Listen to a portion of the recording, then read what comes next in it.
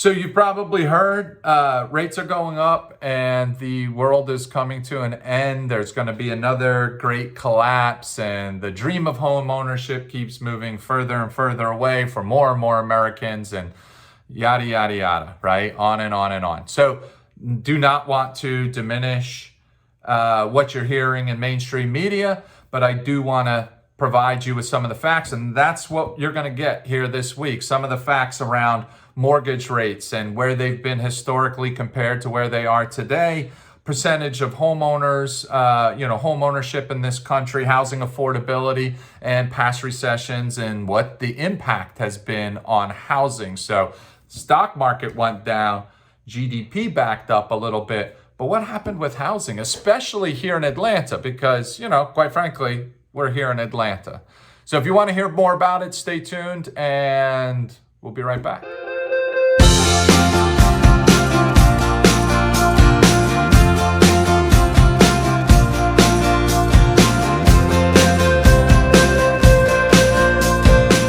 When it comes to mortgage rates, that song, "It's the End of the World as We Know It," tends to pop into my mind, because as an agent, what I'm hearing from buyers and people who are thinking about or asking about the real estate market, what I'm hearing is that basically mortgage rates touching over 6% or getting close to 6% just seems like, it's completely the end of the economy at this point. The country must be falling apart. But if I could just put that into perspective, there was a lot going on in the 70s around oil crisis, and that made gas very expensive at the pump, and it caused inflation, 8+% mortgage rates in the 70s. By the late 70s, early 80s, right, mortgage rates were easily over 10%. Some parts of the country, 15, 16, 18% mortgage rates, right? Because inflation was just taking off. And at the same time that you have, these inflationary factors coming out of the late 70s due to oil, now you've got a booming economy, right? And then we all may remember the stock market crash of 87, leading to a recession in the 90s. But the 90s, 7+% mortgage rates. Early 2000s to late 2000s, 6+% mortgage rates. From 2012-ish on, about 4%, and that went down. Some of you might have seen a refi at 2.5%. So what happened? Now here we are, 2022. Rates go from 4 and change to 5 and change. This year we've actually seen them go up a little over 6 at some point. Bottom line is this: to stimulate our economy out of the Great Recession, they lowered rates dramatically, right?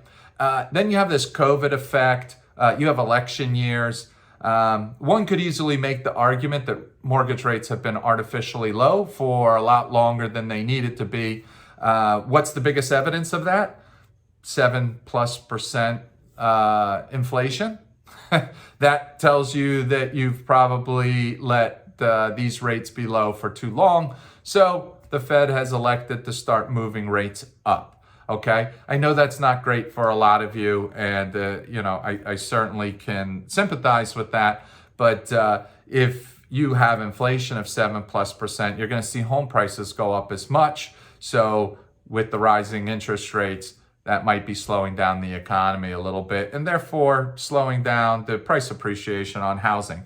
So 7.25% is more the norm since the 1970s for mortgage rates. So quite frankly, in the high 5s or low 6s, we're still, well below what the norms are. So this isn't necessarily an anomaly. Sorry about that, easy for me to say. This isn't necessarily the anomaly.